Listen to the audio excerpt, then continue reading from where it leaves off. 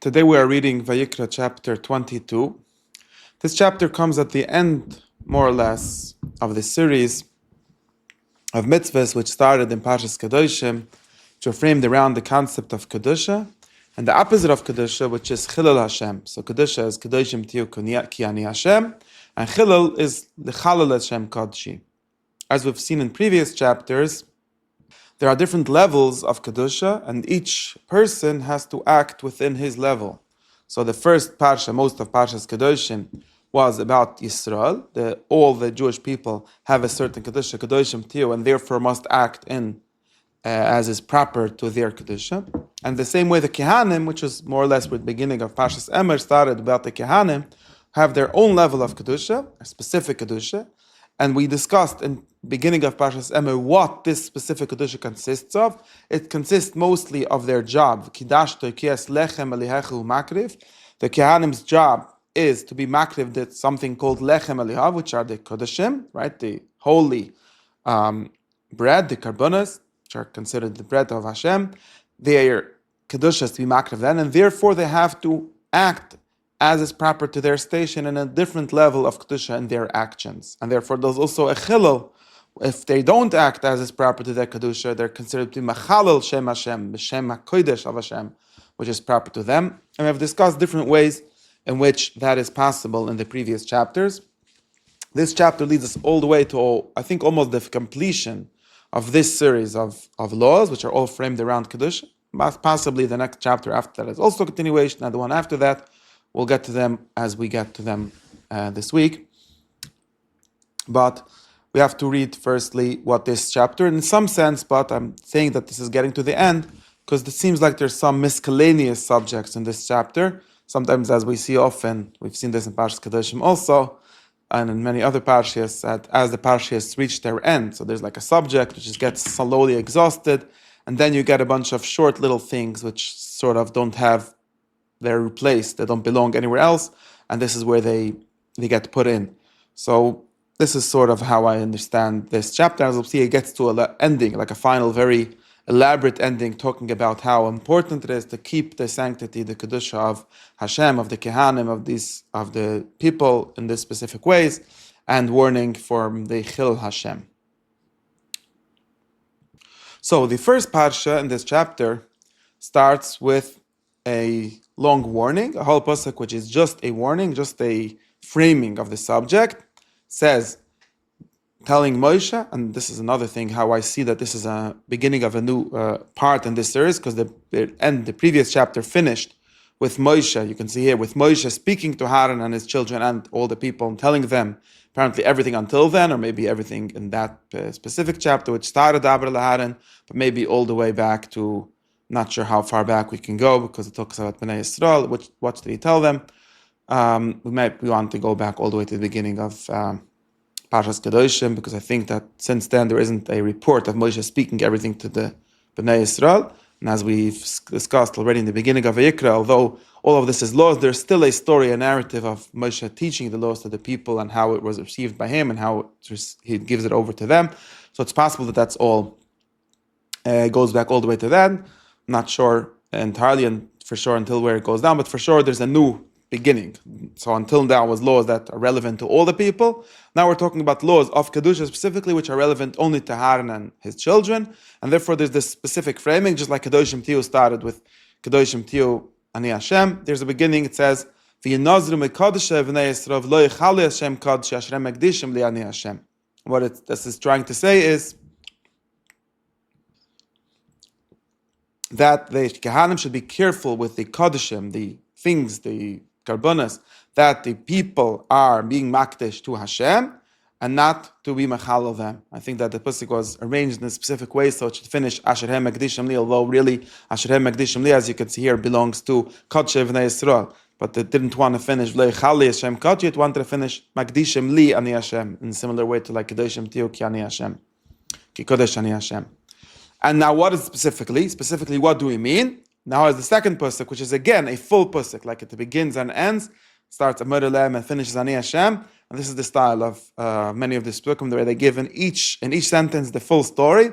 and each time it gets more elaborate, each time it gives you more details. What I mean to say is that one of your children, any of your generations, which will go close, which will touch. Rashi says touching means eating, but in any case, the touching is the problem. They're getting close to the kodesh when he is impure, when he is tameh.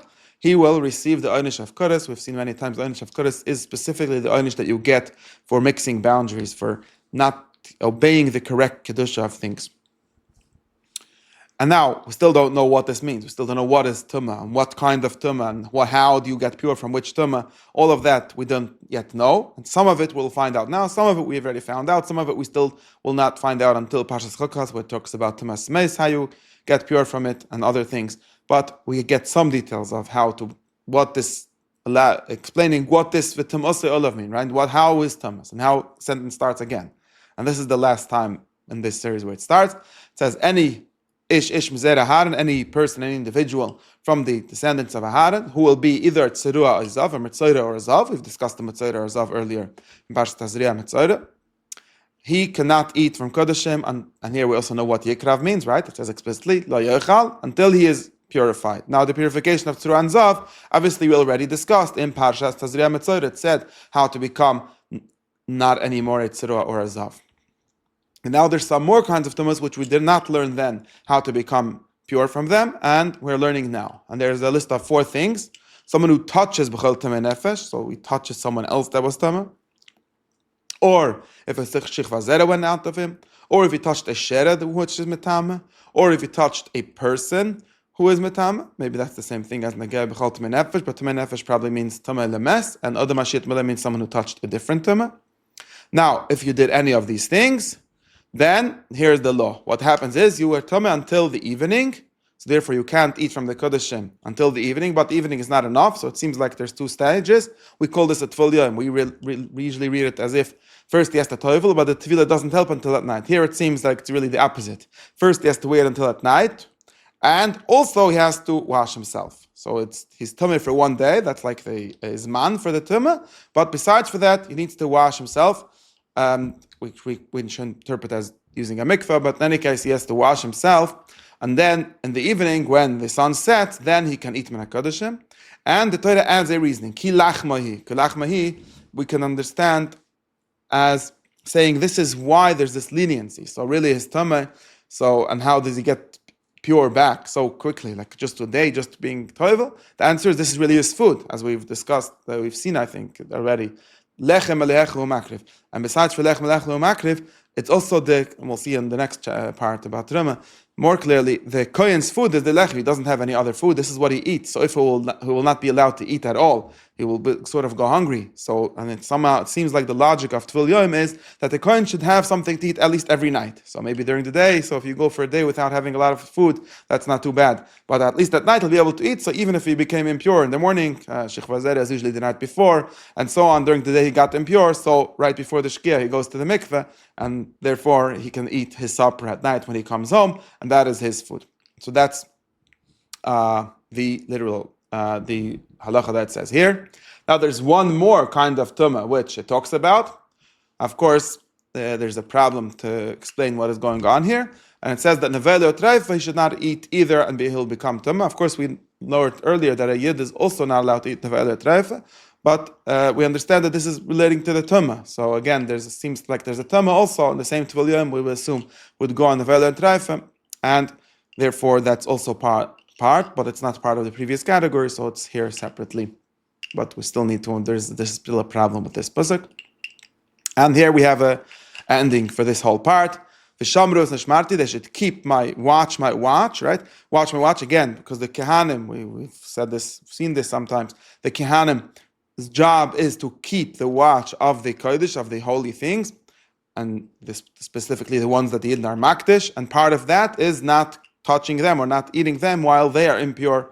But the Yisrael of Chet, they should not carry their sin, which is like their shlichus from the Yidden, to take care of the kachim correctly, and if they will be chayav misa. So earlier we had kodesh, then we have misa, and it signs off with Hashem, ani Hashem mekadesham. Now, another part of this chapter, another parsha, and it starts us off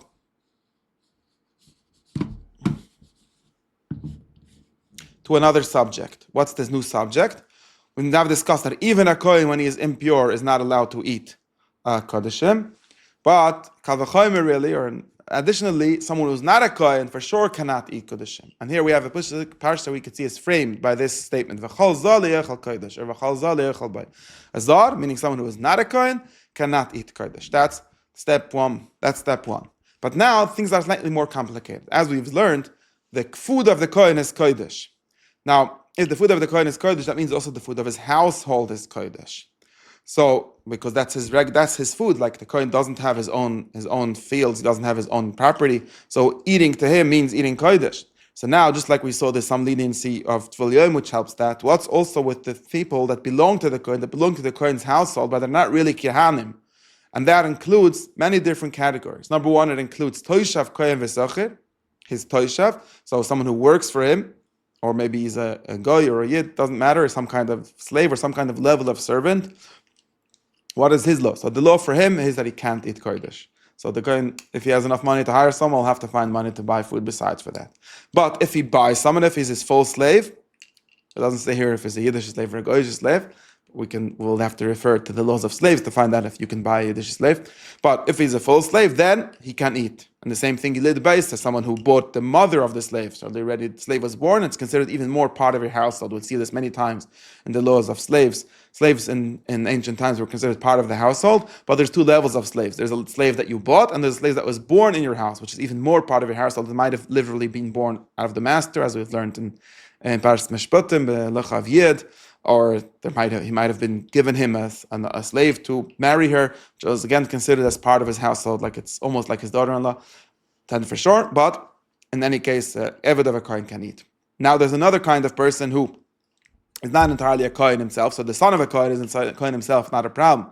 What about the daughter of a kohen? Daughter of a kohen is not a kohen herself, but because she's not doing the avodah, right? A kohen is someone who is lechem alecha or makriv. Their daughters don't do any avodah, so they're not really Kohanim. But also, we assume, the pasuk assumes already that we understand that she can eat, and then discusses some specific cases of this bas kohen. The kohen's daughter, sometimes she marries a zar, she marries someone who's not a kohen. So now, she loses her kohen, so to speak. It's not really that she loses it, she only ate the kodeshim because she belonged to her father's household. Now when she leaves to her husband's household, she can't eat anymore Trumas HaKodeshim. There's one exception to this rule, sort of. In other words, there's one way for her to get back. If she, which is really the way of how to get back to her parents' household. If she gets married, and then even if her husband dies or she gets divorced, but she has children, so she's still part of her father's household, of her husband's household, right? We learned the halacha, and different halachas. We see how a woman, in some sense, can remain part of her husband's household, even though he died or divorced her. Then she doesn't get back to her father's house. But if she is an almuna or a grusha, her husband died or divorced her, and she has no children, so there's nothing tying her to her husband's household, then she can return to her father's house, and then she eats from her father's food. So that's the halacha of a zar, and the specific kind of zars do belong to the kohen's household that they can eat also kodeshim or terumah. Now, we have the halacha of someone who is not a kohen and ate kodesh b'shoigig, so b'mezid, I'm not sure we've already said, but b'shoigig, maybe it says here, b'shoigig, there's a specific law that if you eat kodesh b'shoigig, you will have to repay it plus 1/5, plus 20%, and here we have another pasuk, which is just a summary and a nice ending, saying that they should not be mechalal, and if they will, which seems to mean that the Kohanim are responsible for making sure that no zar eats kodesh, and Kohanim are responsible for keeping this in the kedusha, and so on. So those are the laws, and I think this ends this part. Maybe we should have one level of ending at this part. This ends this part of the shmira of the kedusha HaKodeshim, right? The kedusha HaKodeshim is that a kohen cannot eat when he's tama, and a zar cannot eat it, and specific laws of a zar, and what happens if a zar does eat it. So that ends that subject. Now we have another series of laws. I should maybe add a new header like this here, which is really not addressed to the Kohanim specifically, but specifically addressed back to the Bnei Yisrael. And this is a question where this little part belongs. It starts Dabel Hanav Elbana Ve'el Kol Bnei Yisrael, right? as opposed to before, which was Aharon Velbanav. So it's Aharon Velbanav, because as we see, the Kohanim, their job is to take care of all these things. But it's also to all the Bnei Yisrael. And here there's a new halacha, which is that a korban should not have a mum, and there's a list of mum. So we already know many times, since the beginning of Vayikra, the word tumim is one of the words that appears the most times. I didn't count, but the most popular word is Vayikra is tumim. It says in every korban specifically that it should be tumim, which means not having a mum. Okay.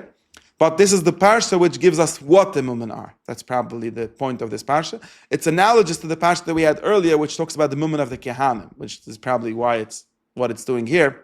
A little earlier we had in Parshas, right in the previous chapter, Brech of Aleph, we discussed the mum of the Kohanim, and there's a list of which kohen is a balmum, and now we have the list of the mumen of the korbanos. So first we have a list of all kinds of korbanos. Well, first all kinds of people. This is very detailed kind of law, both in Beis Yisrael, min haged, no matter if he's a Jew or not, or a ged, he has to do a tumim, no matter what kind of korban, baka, kvosim, uzim, cannot have a balmum. It's not l'rotz, and Hashem will not be happy with it, so to speak.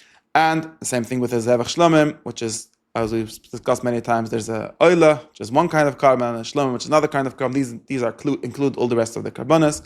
Again, cannot be a balmum. It's the same kind of, we see the same kind of ending here and here. And what we get here is the list of women. I'm not going to go through the list because I don't know particularly each one what it is, but there's a long list. 1, 2, 3, 4, 5, 6. One list, and then another list, maybe specifically for a shoy v'seh, surah v'kolet, and it says nedovatas oisel nedele rutza, which has to be unexplained if that's the halacha or what does that mean. There's then another list, moach v'chosas v'nusik v'chores, also, which cannot be korban. And in this list, there's something particular. So apparently, the first list seems to be a general list of mumen, of problems with the body of the korban. Second list seems to be something that's slightly less of a mum. It says nedova ta'asai. We don't interpret the halacha that means literally that you can make it nedova if it's voluntary, but not if it's obligatory, if it's a neder. But in any case, there's something less of a mum. We can understand that that's less of a mum. It's some kind of abnormality, but not like something broken. And now there's something which is something that is a different kind of category. Are a category. They're obviously a mum, but they're actually something that people do on purpose. So these are all mum in the reproductive organs of the animal. And these are things that are sometimes specifically done, and therefore we have a lav here, it should not be done. So besides for Hashem, for a korban doesn't like a korban bar mum, we understand the logic in that. There's also some kind of logic, and this has to be understood, because obviously there's a practical reason why people do that to their animals. They're not just trying to destroy their livestock, right? They want, there's a good reason for this. But in any case, and nowadays when people have this reality, there's always like, you sell it to a guy or something. It seems like we have to explain why there's this. You should not do it. So sometimes people do it, and this is a practice is outlawed. The Torah does not want people to make even their animals not being able. This is very anti-birth control, right? Halacha. Okay, at least for animals. And then there's another halacha we discussed again. It seems like, again, maybe this is specifically for this halacha, and that's why we have this, like we discussed, maybe again, the Ben Echa does do this practices, and there's not a problem. This is specific for Ba'artzachem. In any case, even if a Ben Echa comes and brings a korban, we should not accept it if it has one of these mumen. And this also teaches us that Ben Echa sometimes come and bring a korban. A ger is not a Ben Echa, right? A ger is someone who is already living with you. Whether we understand that he's halachically a ger and is very mekayim the mitzvahs, because then it's the same thing. Or if he's a ger toishav, however you understand, a Ben Echa is someone who's not a ger, a goy from somewhere else comes. Still, we enforced his halachas of balemum, because that's a question of honor for the mizbech. We cannot give a mizbech that is a balmum. So that's the end of the halachas of a mum. Now we have the last part of this chapter, and also the last part of this entire long series, before we get into the very long and specific parsha of the Yom Tovim, is 3 halachas of korbanos, 3 interesting halachas, and at least 2 of them belong to korbanos. The third one, the middle one, is also about korbanos, but also not only about korbanos, but it probably belongs here because it's relevant when you do korbanos. The first halacha is that we only allow to bring a korban from the 8th day. And this is probably also because a baby, when he's born, is really ugly and messy, and we waited for it to be a real thing. Okay. Second halacha is not to shecht oisev as b'noi shoyr v'iseh. It's specifically shecht shoyr v'iseh before it says shoyr eiches v'yez. This one is only shoyr v'iseh. you should not slaughter him and his son, and it's interpreted in halacha as specifically not being him as a son, but her and her daughter and her son. But in any case, we can understand this as a question of like not being nice to like do a genocide in the animal. Like one animal is one thing, but to kill like the whole shoyrish v'anaf, as the Ramban says, like the mother and the child, that's very bad. But maybe also has to do with the previous chapter. Like there seems to be we don't want to like, for some reason, and we can understand it as connected to the question of Baal Mum, like we want to have an individuated animal to give to Hashem. We don't want like, oh, it's a baby, so let's just bring it along with his mother. Maybe that's connected with the Oisev Espanoi. Like we want it to have some level of being an animal in itself. And now the third halacha is that as Zevach Toida, and we already had this once, I think, so maybe there's a question why it's here again, that as Zevach Toida shouldn't be eaten that day. We had already explicitly in Parshas Sav a difference between this kind of shlomim and a regular shlomim and a toida. In any case, can eat in that day, not be left over to the morning. This, as we discussed, so we should have a big party for the korban toida. Shouldn't be leftovers, and when it's left over, it gets ruined, as it says in a different place, pigelhu. So this also might be connected here to the concept of of the beauty, like the niceness, the aesthetics of the korbanos. Maybe that's why it's doing here. There's also a proposal that this is all preparatory for the next chapter, which is about the Yom Tovim, which is when you bring korbanos, and maybe then people will be tempted to do one of these three things. So it's repeated here. We'll maybe know that if we read it in that context. And that's the end of this series. And we have these three psukim, which are just a recap of the idea. Right? This seems to be very important for the Torah here, which is why I'm talking about it. Not only to list the rules, but also to understand sort of the meaning or the message in which they're encased, in which they're framed. Shmarta mitzvoisav l'schales shem kodshi, ani Hashem, and who is this Hashem? And with yes chameres mitzrayim l'es lechem lelehim ani Hashem.